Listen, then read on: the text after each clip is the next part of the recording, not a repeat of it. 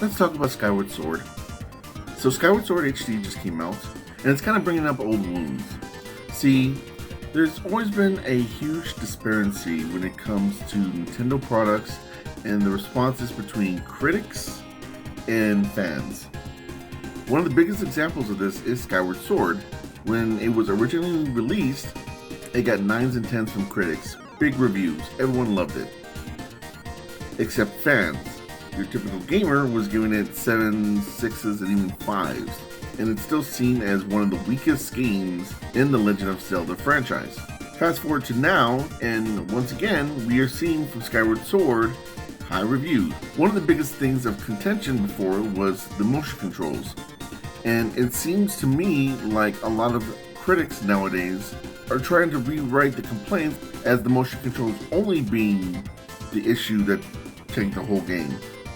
When in reality, gamers had other complaints, such as the way that the game design was.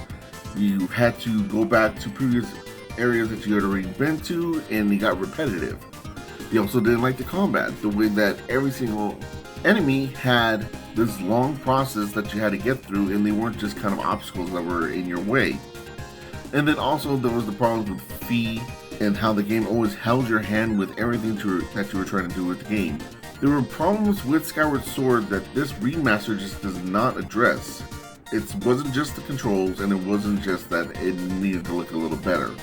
And yet the critics are trying to rewrite it as if that was the only problem.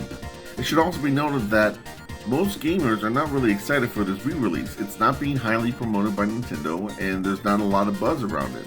It's just yet another example of, once again, the critics for some reason always trying to put Nintendo on a high pedestal even when they don't deserve it, even with something as trivial as a remaster of a 10-year-old game.